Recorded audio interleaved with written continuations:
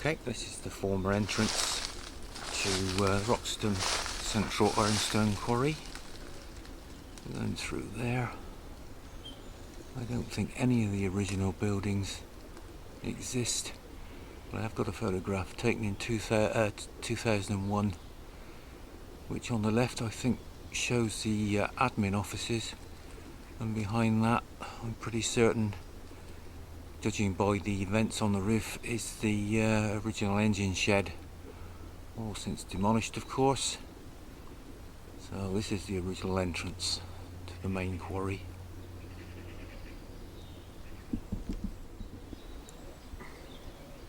And across the road from the quarry entrance looks like the original railway track bed.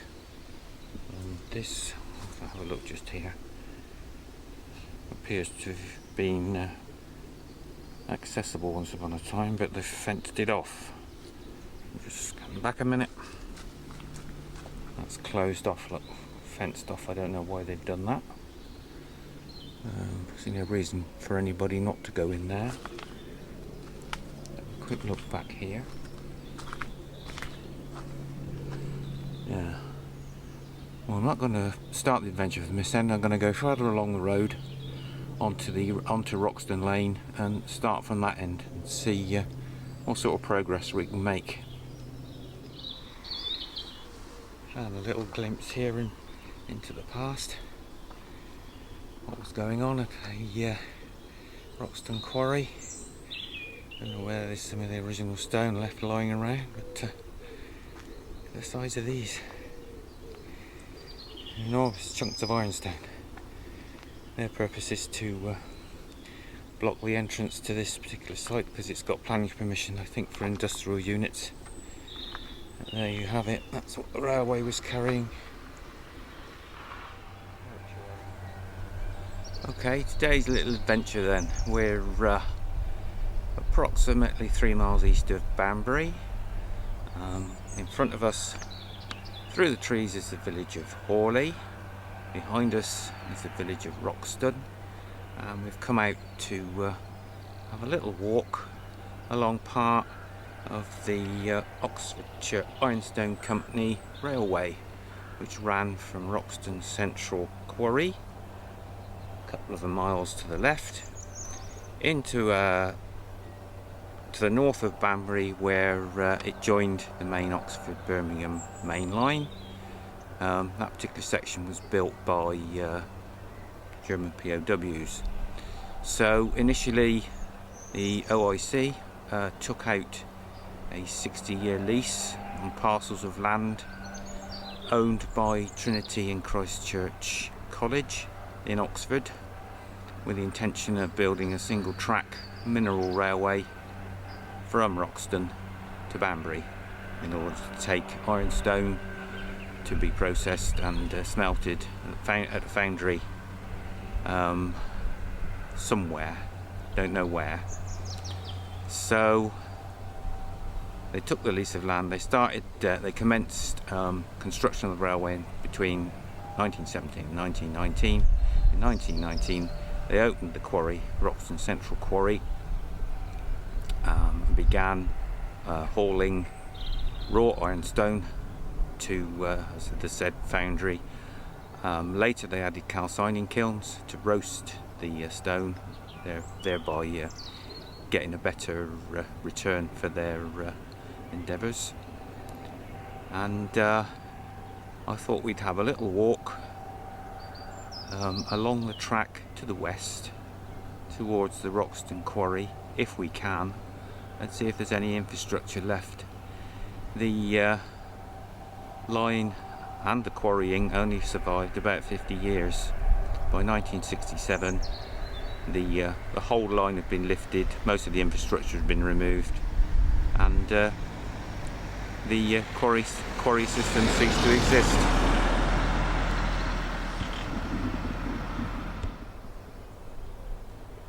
I'll just put up this very grainy picture now of the bridge that crossed this road, the railway bridge that crossed this road. That survived till 1968, a year after the rest of the line had been lifted. The actual railway was classed as probably the finest mineral railway, standard gauge mineral railway in the country during its operational life. It had signal boxes, signals, railway crossings, and a full telecommunication system in operation. So what we'll do now, we'll make our way down the hill and bear off to the left up onto an embankment, and I'll just pan around a little bit. We're going to walk that way. Just about to see over the top, over the hedge there, the tops of the trees, and way down there, it looks a bit more wooded that way. But that's the direction we're going to go in. It's only a brief visit. Just happened to be in the vicinity, and I thought we'll have a look at it out of interest. We came up on the track bed on a quite substantial embankment. I don't know if you can see that down through there. We're about, I guess, 25-30 yards from the bridge site. I've checked that. They left absolutely nothing in there, perhaps apart from that. I have no idea what that would be. Massive chunks of rebar and concrete. I think that's part of the bridge. They've demolished it and hauled it back in here, and then just dumped it. So that's an actual piece of the bridge chucked down in there. Now, the issue is going to be, I think the actual track bed is the other side of this, the side of these trees, and in which case there's a footpath, so we'll have a walk up that footpath and keep an eye out for anything of interest.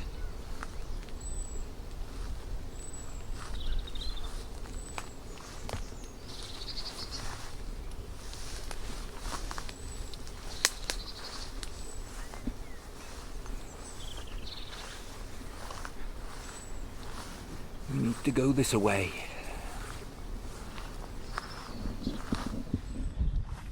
Okay, quick switch to the body cam and we're off.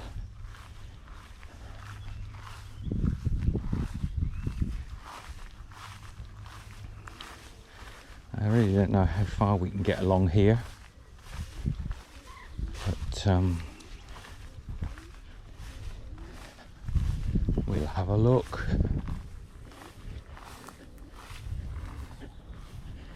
So the Ironstone quarries then, they reached their peak of production during the Second World War and into the 1950s, and at that time they were operating with a workforce of about 160 people. Hang on a sec, this is a bit tricky. And some of those people were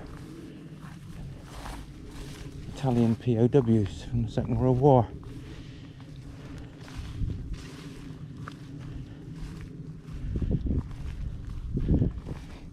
They were also operating 9 locomotives.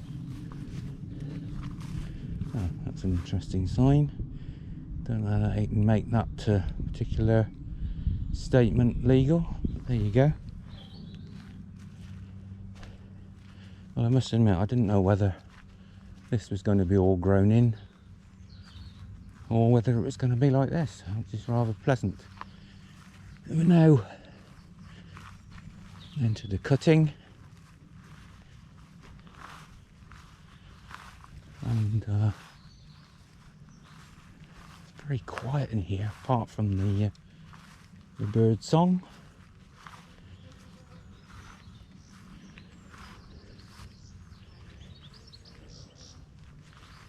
Now you'll notice when we get through this huge clump of May blossom, just duck under that lot, you'll notice how wide the track bed is, and the reason for that is in 1953 they put in another track with a very unusual system, because the original line from the Quarry to Banbury had all the sidings, infrastructure, etc. on it. They laid the other track to the right because it was much easier for connections, etc. And then they ran trains from Banbury on the right hand side. Very unusual decision, but obviously they felt it was the right decision. Now on YouTube there's an excellent video covering this particular track. If you go onto the YouTube site of Simon Jarvis and type in the search engine Oxfordshire Ironstone at Banbury, you will find said video.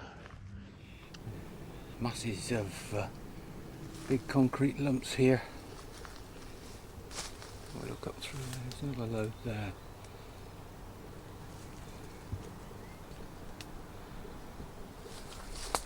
I'm just wondering whether this lot isn't bridge structure. They've dragged it quite a long way from the road. I guess if you've got nowhere else to put it, this is where you put it. Let's have a look back through here. Dodging the bloody thorn bushes, as usual. Yeah, there's loads in there. Loads of it. That's got to be bridge pillars. Got to be. Huge, great big chunk over the back there.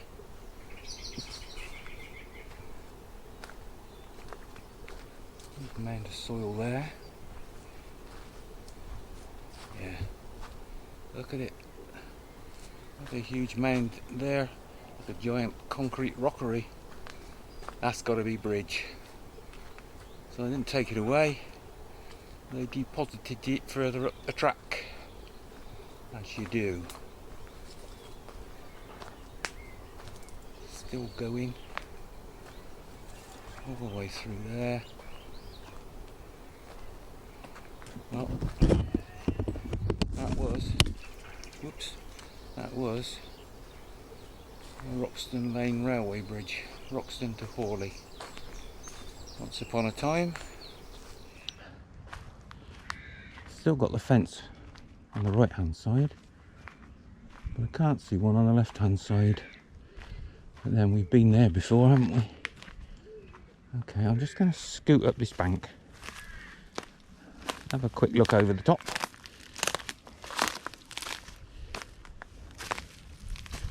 It drops away out into that field, but I can't see a fence. I see a lot of bits of ironstone. No. Mind you, oh yes there is, I can see a concrete post. So yeah, there's a fence along that side as well. There you go. Right. Just drop down through here.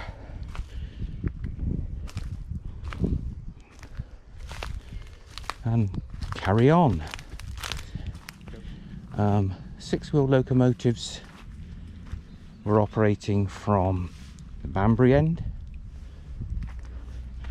and they consisted mainly of Hunslet and Hudswell Clark side tank locomotives. So yeah, 6-wheel locomotives at Banbury, and then the 4-wheel locomotives, Hudswell Clark, Saddle Tank and Peckett locomotives would have operated from the Quarry end, and they continued to produce an awful lot of ironstone product through the early to mid 50s.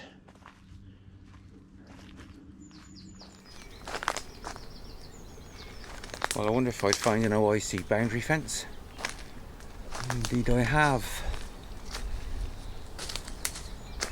A little bit of a mixture in there. It's definitely concrete intermediate post line wires and concrete post and strut. That's a double strutted, and the device for tensioning the wires, they use radicers. You crank them up with the spanner, you thread your wire through a hole in the spindle. It's got a ratchet on to prevent it unravelling, and then you crank it up with a big spanner. I've used those in the past. Radicers, not traditional mainline railway eye bolts. That's good find, pleased to find that one. I wondered if there was a fence at all, but answers that question.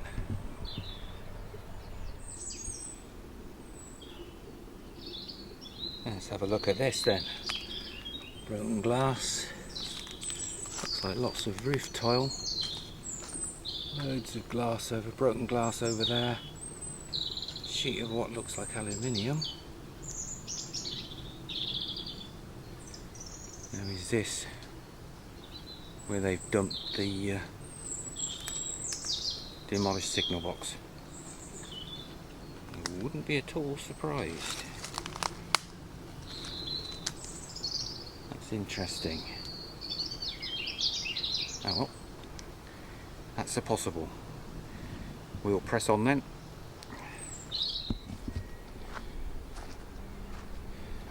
So in the late 50s, demand for ironstone in this area dropped off dramatically, and by the early 60s the quarries were on a 3-day week. By this time they'd purchased 2 Rolls-Royce Sentinel diesel locomotives, but these apparently turned out to be quite unreliable. So, let's say by 1967, the whole thing had ground to a halt. The railway had been lifted, buildings demolished, and that was basically the end of the story. I have no idea what's going on here. There's a massive mound there. There are sidings, like Hawley sidings are along here somewhere. I wonder if that's connected with Hawley sidings. Don't know.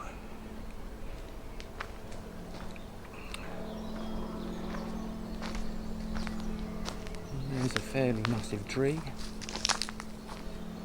Ooh. Just a second. You have a concrete post there. No line wires, just a single concrete post. So that's the line gone up there, and we're now on a siding. I'll just have a look a little bit further along.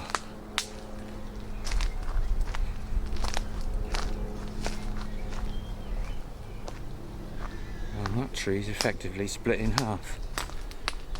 What is it? It's an ash tree. Yeah, it's an ash tree. Looking down through there, I can see line wires. Okay, starting to get a little bit confusing now. Right, we'll attempt to get under this tree.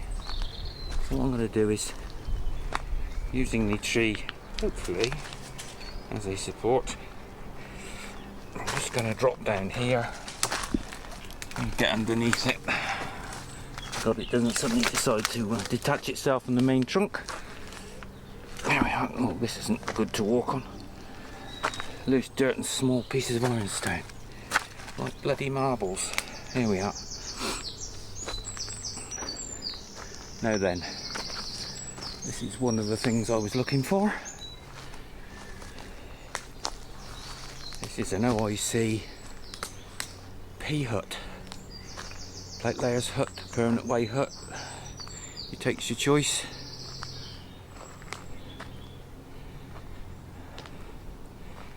And that's been there a long, long time. So that had doubled up as a tool shed. Looks like the skates have been having to go in there as well.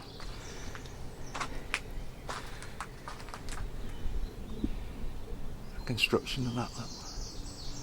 All specially built, that's kind of like a kit built shelter, isn't it? So And sleepers on the floor. So none of your nice sleeper walls and red brick fireplaces in here. I'm guessing they wanted to get out the weather and had a bit of a fire going on the outside, just in front of the door, and cooked the bacon and eggs just out there. So, yep, that's the original. Been there since the railway opened in 1919. Nice find. So a quick recap then. Earthwork, bit of a ditch, another earthwork, fence halfway up it, siding possibly, and then back here, double width track bed. This has to be it, and I think this probably confirms it. If I look up there through that little lot, double straight concrete post, that's the main railway fence. And we'll go a bit further along here. We're now in a cutting. There's a few bird boxes starting to appear, so there's a bit of a Nature Conservancy thing going on as well as scouting.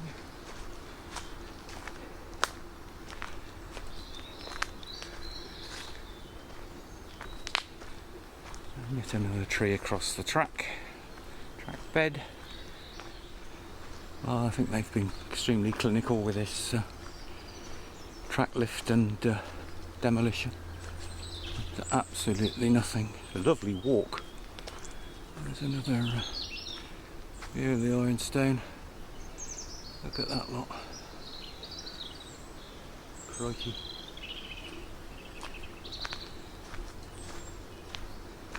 So we're swinging, I guess, towards the southwest, just here, and we should be fairly close to the point where it crosses the Roxton road and goes into the old central quarry site.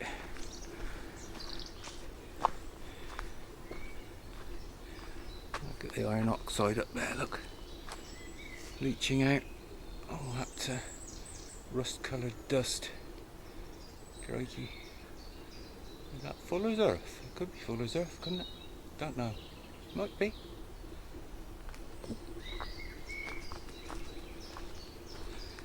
I have a feeling this we must be getting relatively close to the site of the central quarry by now. Have a look up there. Yeah. I'll see if I can zoom in on that a little bit. Up there. There's another boundary, railway boundary strainer, look, with a strut and a stack of radishes on it. So we're definitely on the railway. This isn't a siding. Okay, zoom back out. There we go.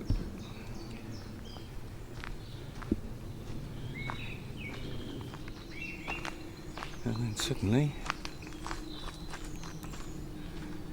appears to be reduced to just a narrow footpath.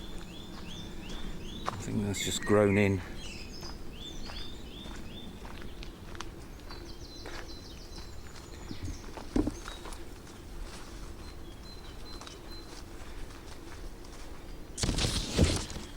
Go through a little bit further, but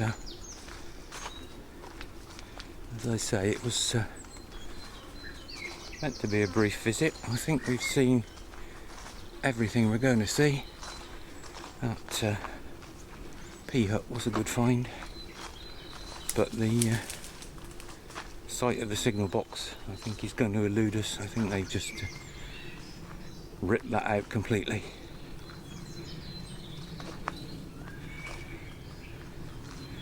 Okay, I think we'll terminate that one there. It was a nice walk. And there's the embankment on the other side of the road looking east towards Banbury, where further adventures await, but we'll save that for another time.